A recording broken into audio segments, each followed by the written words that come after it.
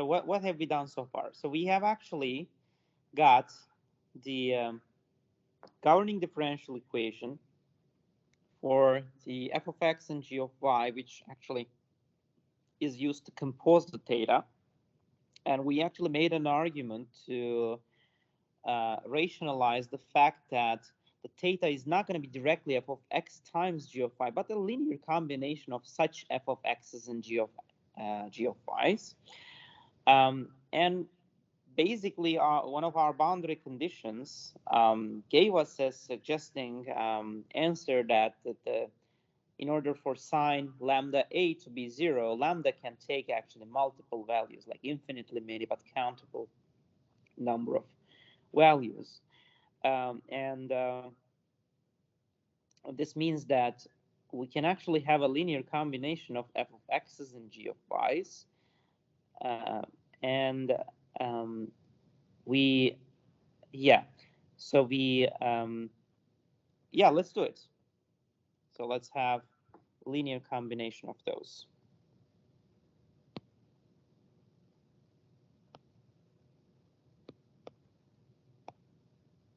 Oops. Let's have page 4.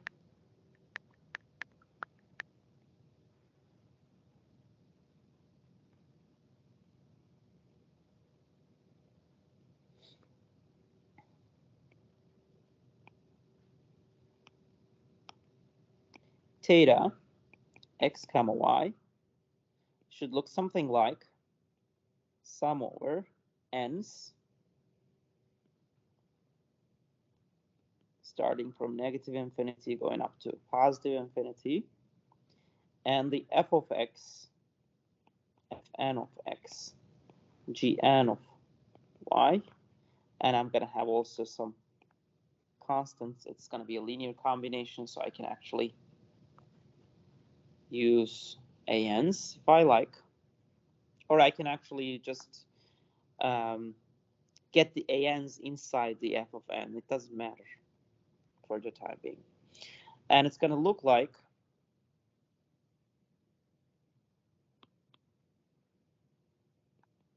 sum over n. F of n is some constant c1 times sine pi n over a x times the gny. Let's go back to gny. We just didn't write it explicitly, right? So we said that the gny should be c1 prime exponential lambda n y plus c2 prime exponential lambda n minus lambda n y, correct? But we said that the c1 prime and c2 prime are inverse of each other, right? From here. What we found was c2 prime is minus c1 prime. So I actually can write it here. You can replace the c2 prime with c1 minus c1 prime. So we get something like some constant times the difference of this positive exponential and negative exponential lambda ny minus exponential minus lambda ny. Did you recognize this? Does it look like some function that you already know? It looks like the sine hyperbolic, right? But without this 2. So let's divide by 2 and multiply by 2. So it's going to be another constant. Let's call it what, c1 prime prime. c1 prime prime. And this is basically sine hyperbolic lambda n y. Okay. Now let me plug this g of ny into the formula. Let me just cleanly write it. C1 prime prime is not the derivative of C1. It's basically the name for another variable. So I'm just running out of variable names. It's a constant actually. Yeah, there you go. So let's plug it in here. Times C1 prime prime sine hyperbolic lambda n. Oh, okay. So what is this lambda n, by the way? Is this lambda n the same as this lambda n? What do you think? Any idea?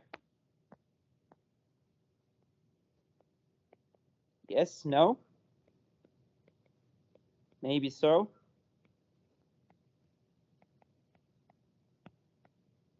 What do you think? Is that lambda n the same lambda n as we found for another boundary condition? In other words, is the lambda n within the f of x the same as the lambda n within the g of y? Yes, because they're equal to constants. Exactly. If you have a look at this equation, these lambda n's come from these two differential equations, and they actually come from this thing being equal to this thing, and we called it lambda, so that they are actually the same lambdas. So I can also write this one.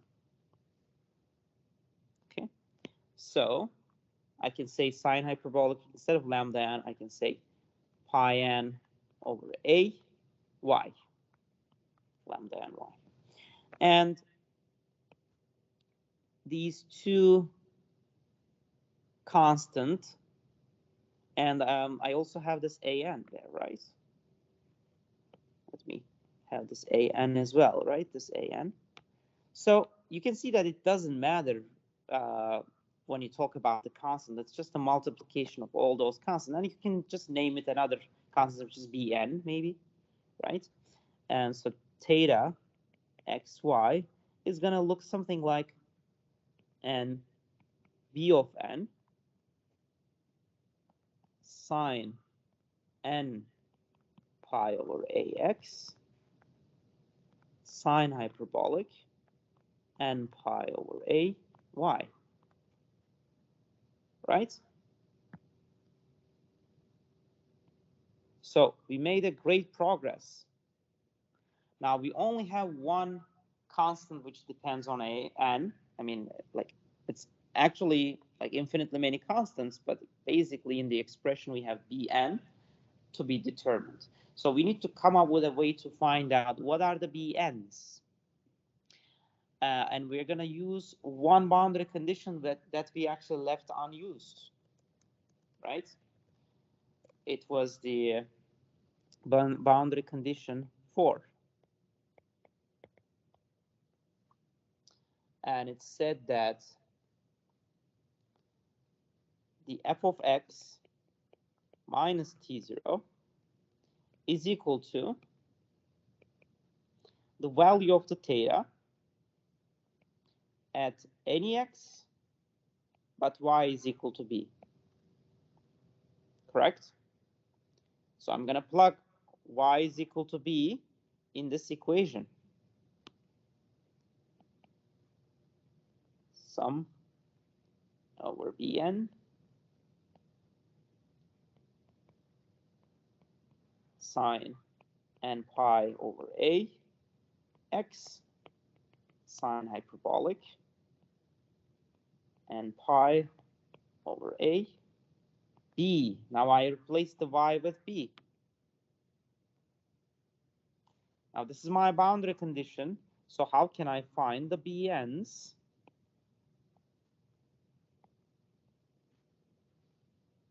Or maybe bn times this thing, because this is also some sort of constant that depends on n only, not x or y. So how can I find the bn if I know the f of x? That's the question. Okay.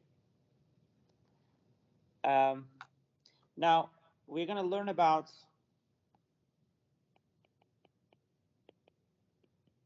how to find the n's when f of x is given. So in other words, can you come up with a recipe of Bn, like Bn as a function of n, when the f of x is given? For example, f of x is sine of x, or f of x is x squared, whatever. The temperature profile at the top edge is given. Okay. So we're going to actually make use of what's called as the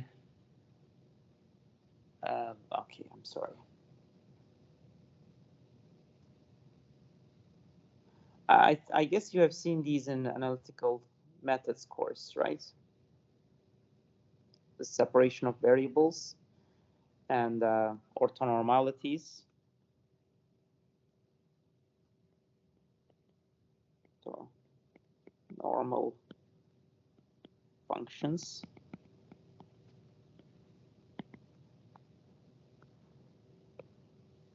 Okay. I just want to make sure that I don't make any mistakes. So let me check my notes really quick.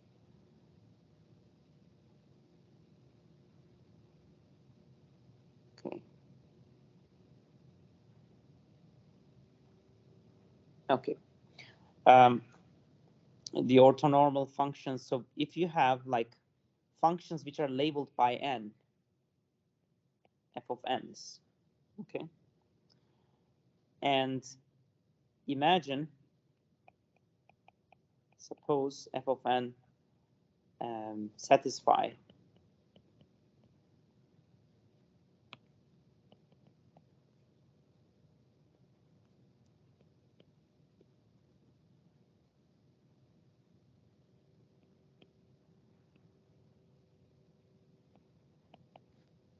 you can call it f of nx, f of m. X is equal to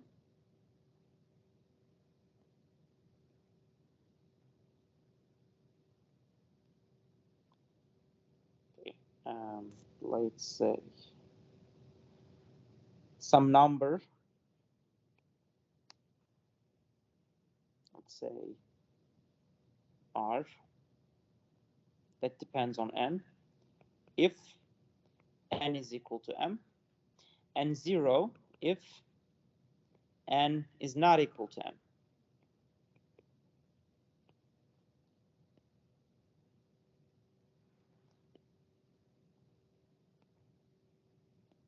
We call fn's orthonormal functions. And it appears to be that these functions, the sine of like lambda x, happens to be orthonormal functions. There is a way to prove this. Let us prove that in our case, f of n are orthonormal. In other words, satisfies this orthonormality condition. And then show how we can make use of it. Okay. So let's open up another page just to show the orthonormality. Show orthonormality, so that you have like the details of the mathematical details you have on another page. Okay, so remember our equation for the f of n's were the d squared f over dx squared is equal to minus lambda n squared f of n, correct? oops, f of x, fn of x. And we said, sorry, we can also denote it as the second derivative of f of n is equal to lambda n squared f of n, right? Instead of this, let me just briefly write it in this form. It's the same thing. And I'm going to do one thing here. I'm going to get this f of n prime prime fm. Here fn and fm are, as you know, are functions, not constants. Functions of x. Oops. Let me go slowly. That's equal to lambda n squared f of n, right? Let me multiply both sides by f of m for any m, and take the integral with respect to dx, both sides. Okay, and let's work with this part first.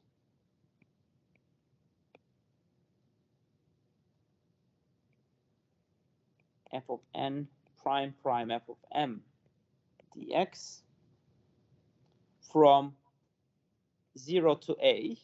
Remember, your x is equal to 0 and x is equal to b corresponds to the boundaries of this problem, right? And I want to estimate this integral from a to, from 0 to a. Sorry. Okay. And we can use the separation of that separation of very, no, that, what was that? You remember the technique? You solve integrals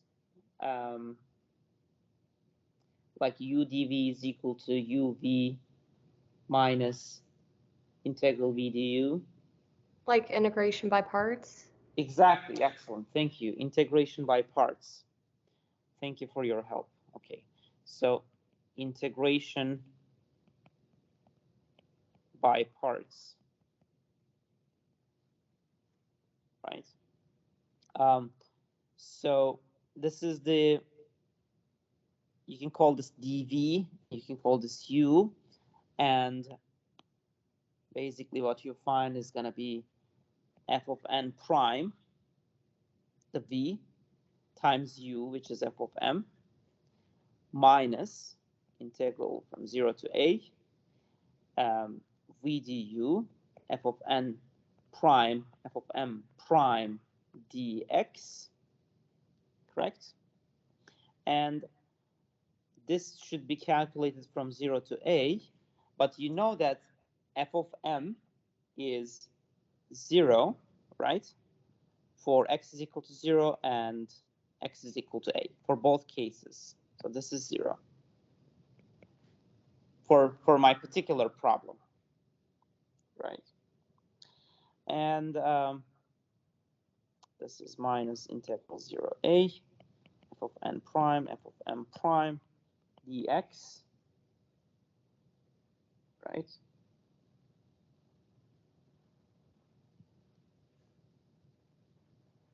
Okay, good.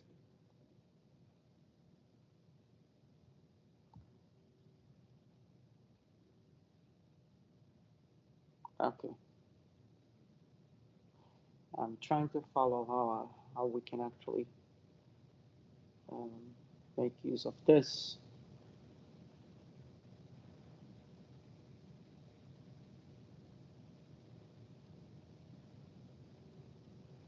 Okay.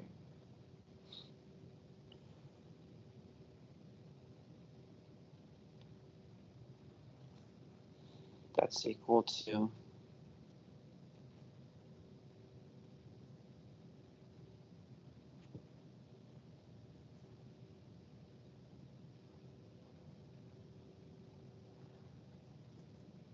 from here.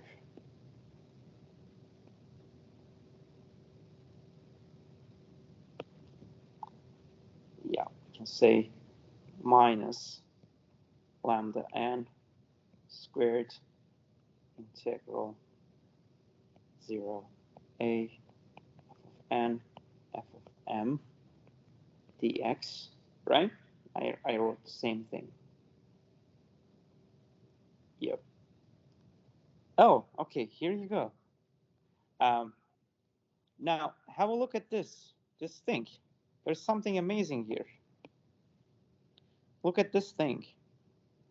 Or maybe just this thing. What if I replace m and n?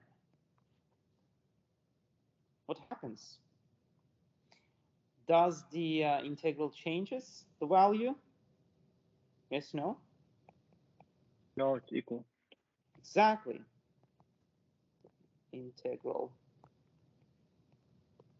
change its value. So basically, it's symmetric over the interchange of n and m's. So I can actually replace m and n, and I get the same number. What does it mean?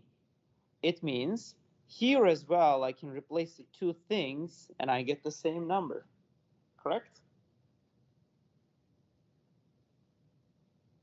Yes?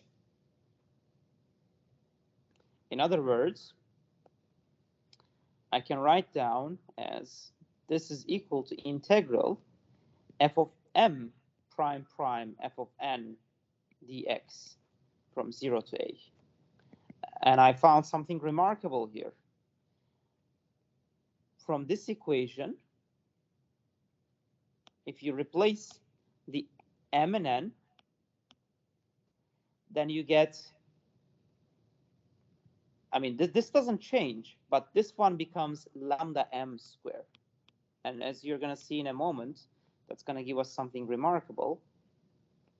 Negative lambda m squared integral 0 a f of n f of m dx. Correct? Yes? Yes. Okay, now pick this one. Let me choose purple. I'm running out of colors. Okay, let's pick this one. Oops. And this one, and equate it to each other. Lambda n squared integral 0 a f of n f of m dx is equal to minus lambda m squared take 0 a f of n f of m dx. Now, you can call this I, and you can call this I, and it's like negative lambda n square I is equal to negative lambda m square I, and you can actually convert it into lambda m square minus lambda n square times I, which is equal to 0, right? It means the following. If lambda m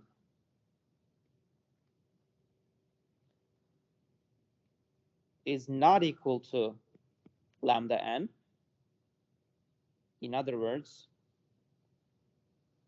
let's say lambda m squared, lambda n squared.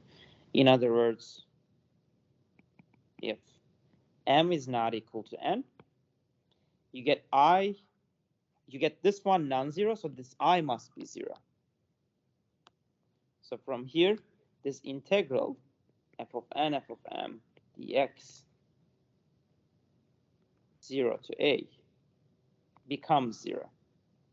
On the other hand, if lambda m is equal to lambda n, because m is equal to n, then fn fm dx is not necessarily 0. Not necessarily.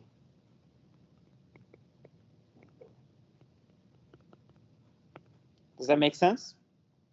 Now, we showed in an aside that our f of n, the solutions of our equations, the x component of our equations, are orthonormal actually. So we actually solved the first part. We proved that in our case f and n are orthonormal, and let's see now how we can make use of it. And the way we are going to make use of it is the following. We have this, I'm going to write this f of x, so this thing again here, f of x minus t0 is equal to sum over n bn sine n pi over a x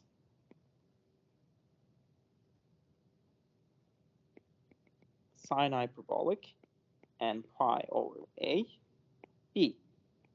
Okay. One thing I should clarify here, you can object this derivation. You can say, oh, there are cases when n and m are not equal to each other, but lambda n is equal to lambda n. For example, if you take m is equal to negative n, the lambda n is going to be some multiple of n. Lambda m is going to be some multiple of m, and the squares of them are going to be equal. But I can just restrict my analysis into positive numbers only. And here, I can say, let me not use the negative n values, but just use the 0 and the positive values. Let's start from n is equal to 0 and go up to infinity. And you can say, oh, why are you just neglecting the terms where you have negative n here? Because, I mean, this is an odd function.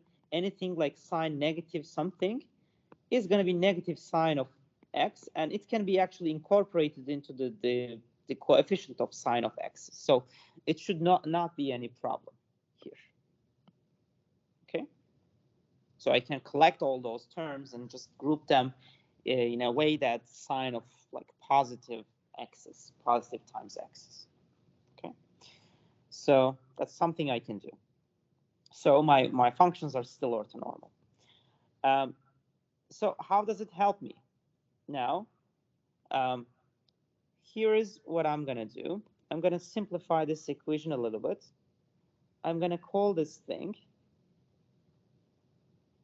as d of n. Okay. And I'm going to write this as sum over n is equal to 0. Once I find the d of n, then I can find the bn's pretty easily. Integral d of n sine n pi over a x.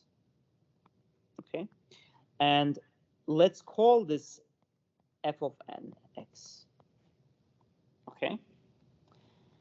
So my function looks like f of x, so my equation, f of x minus t0 is equal to sum over from n0 infinity d of n fn. Now here's something that I'm going to do, which is going to give me a remarkable result. I want to actually get rid of all the terms except for one particular one. For example, the mth term. So I want to make I want to make all the n terms vanish except for the mth one. And the thing that I'm going to use the orthonormality, take integral, sorry, let's multiply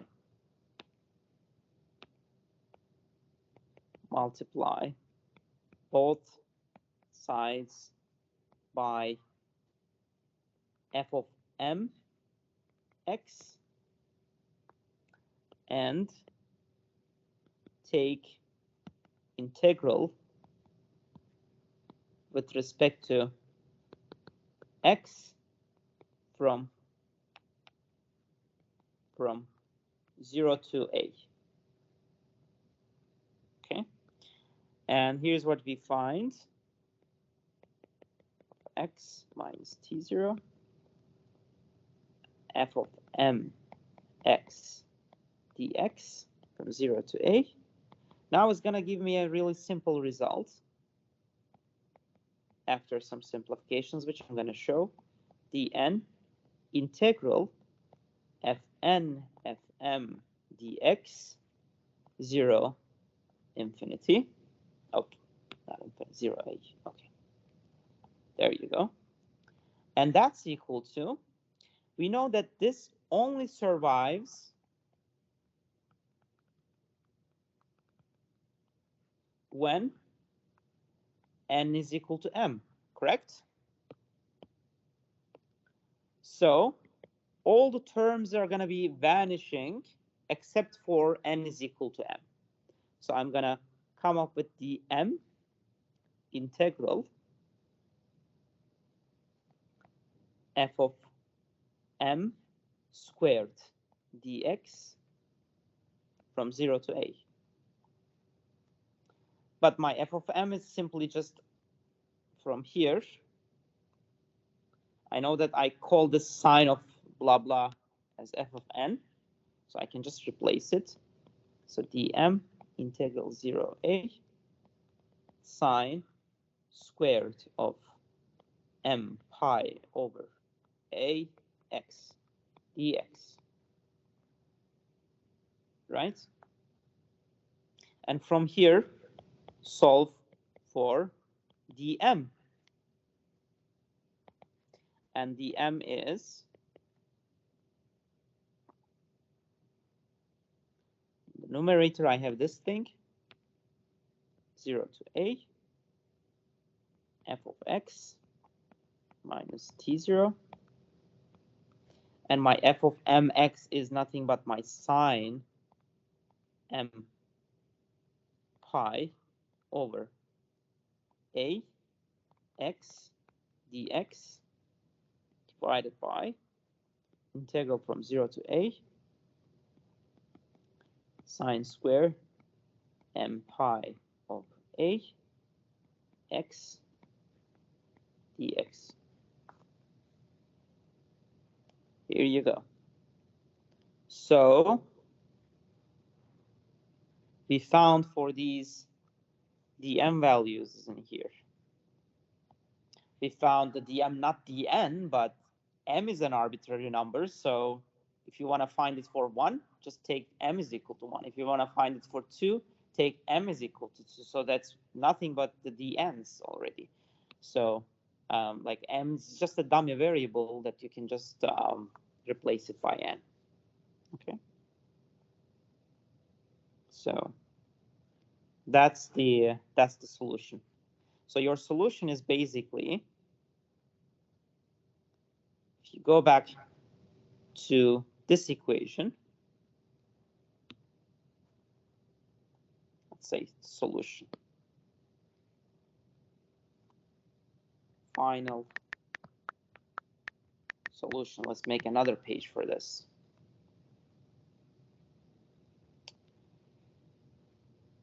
Okay. Theta xy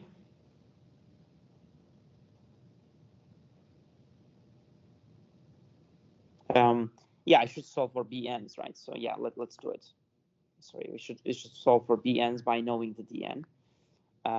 Let's say bm is nothing but dm divided by, if you have a look at this, divided by this term, sine hyperbolic pi n pi m over a times b, correct? Okay.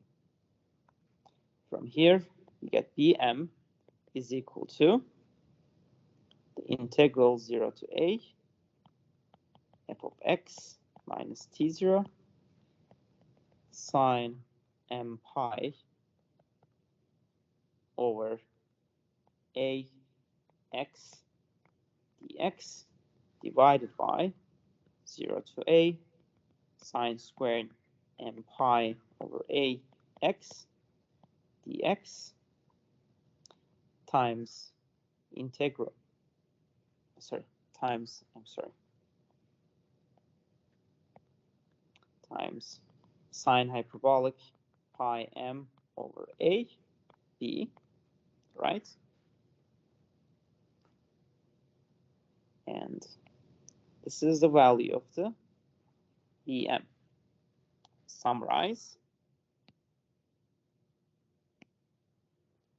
theta xy is equal to sum from n is equal to 0 to infinity Bn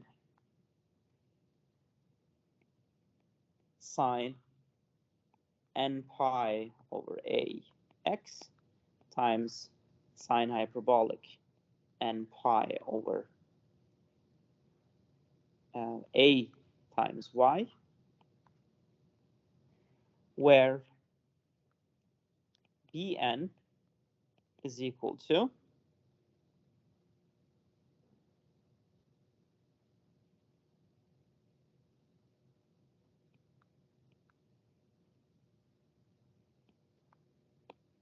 zero to a f of x minus t0 d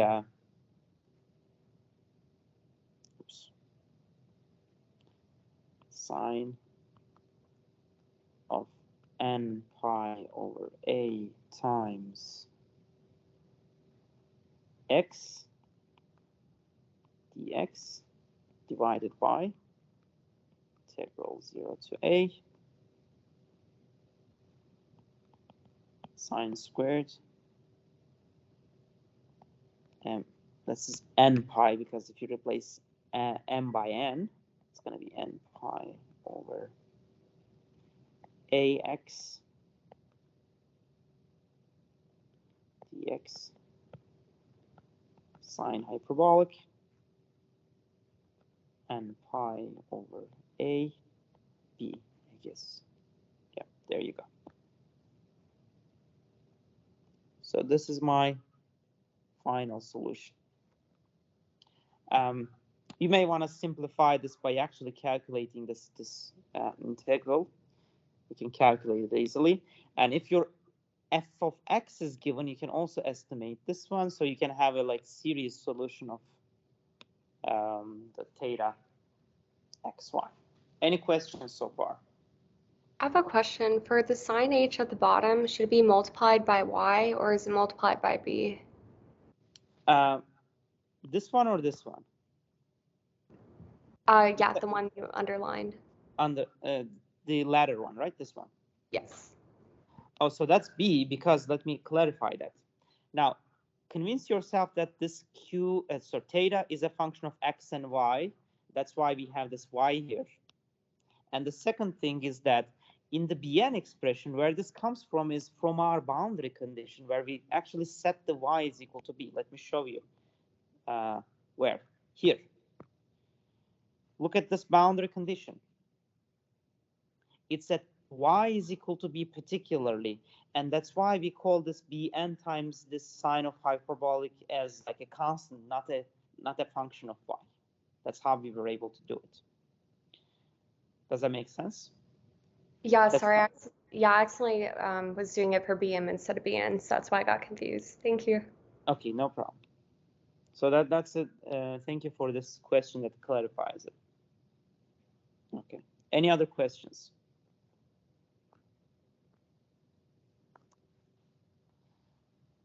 I mean, this is, I guess, a very difficult question, right? I mean, it involves a lot of mathematics, but you should be able to do these things by yourself, maybe with the help of textbook and with the help of your notes.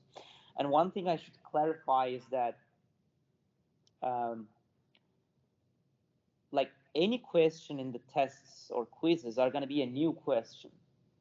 So please don't tell me that we haven't seen this in our lectures. We haven't seen this particular case. We haven't seen this particular case.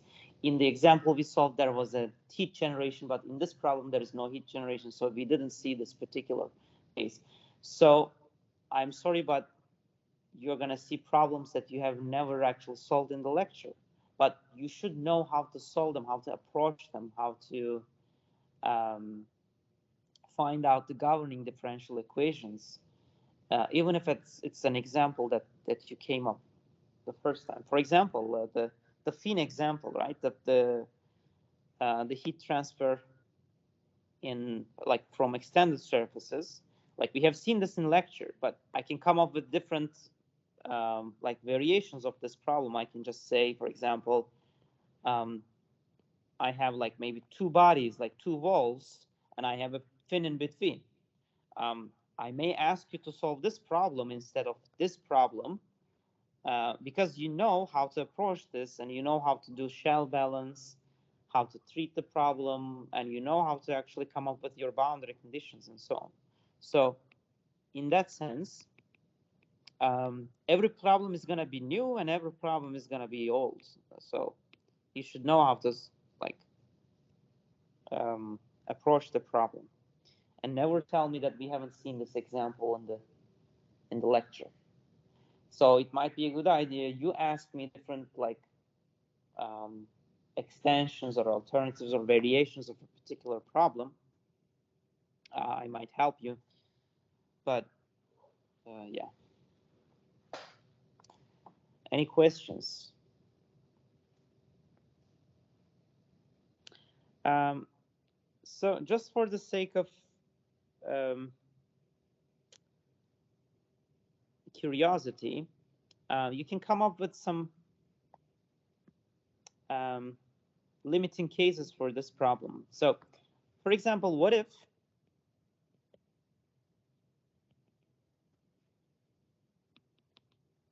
let's write it here. What if your situation is like this, T0, T0. So let me just find this particular example.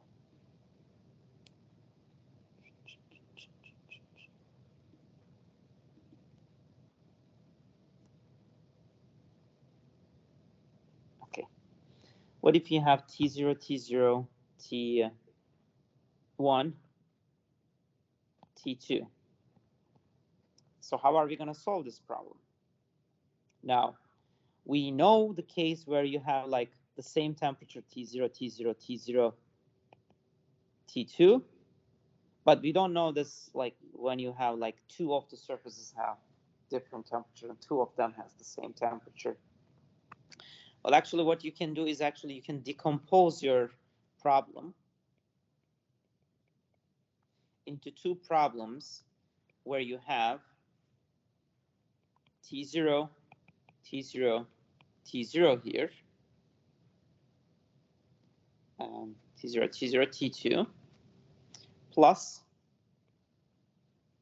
0, 0, 0, T1 minus T0. If you add these two, you would find that you get this one. So you can decompose your problem in a smart way, the boundary conditions. And you know that the solutions also should sum up. If you have like a solution which is like theta 1, another solution like theta 2, right? Both can be solved using separation of variables.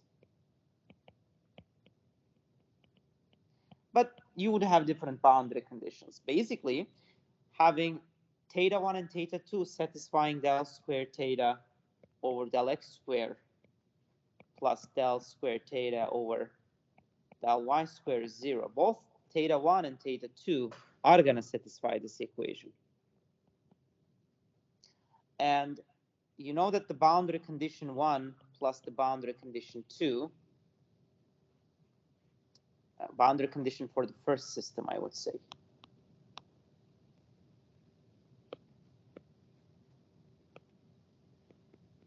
system 1 plus the boundary condition for system 2 would give you the boundary condition for your original system,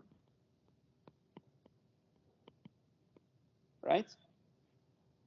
So the sum of theta 1 plus the theta 2 would solve your original system. Okay. This is called like superposition of the solutions. Superposition of the solutions. Valid only when the differential equation is linear. In other words, if theta 1 and theta 2 are solutions to differential equation, then the sum of them, or linear combination of the two, theta 1 plus theta 2, is also a solution. Okay, so you can actually make use of this trick to solve for a more complicated problem. Any question about this? Can you scroll down just for a second? Yep, sure.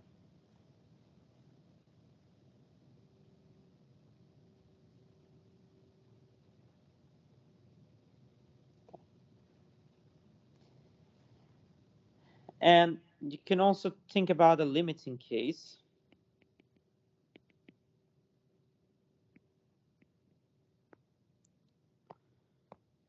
What if f of x is like t0?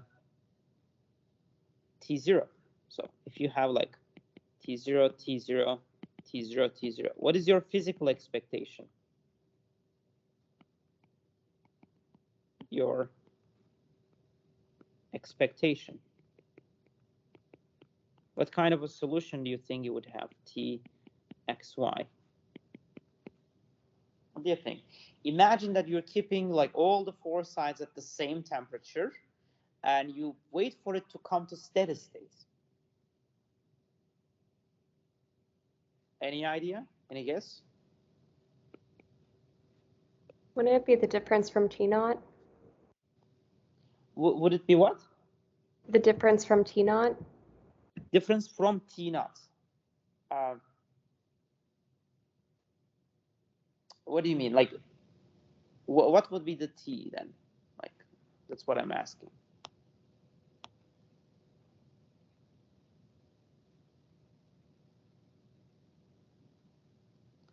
So you, for example, you have something, you keep this like 300 Kelvin at room temperature, for example, and you wait long enough for it to come to steady state. What is going to be the temperature here? What do you think? T naught. Exactly. It's going to be the same as T naught, right? Because if you wait long enough, all the temperatures are going to be the same, because all are the same. So in that case, you would get the Txy would be T0. And it's also in agreement with this thing. If you have a look at this, if you replace the Fx by T0, then you would find that this is 0, and you find that all the Bn's would be 0, and all the theta would be 0. So T minus T0 would be 0, so T would be equal to T0 for all the... So that makes sense. Another thing is that we don't have it in the case where you have, for example, 300, 300 Kelvin, 400 Kelvin. If you keep this constantly at this, there is no way you can actually have the same temperature overall. The temperature is going to increase going from here to here. It might not change along the x direction, but it's going to change along the y direction. Okay. Probably it's going to change along the x direction as well, because along the center, you're going to have some sort of like peak in here. Okay, good.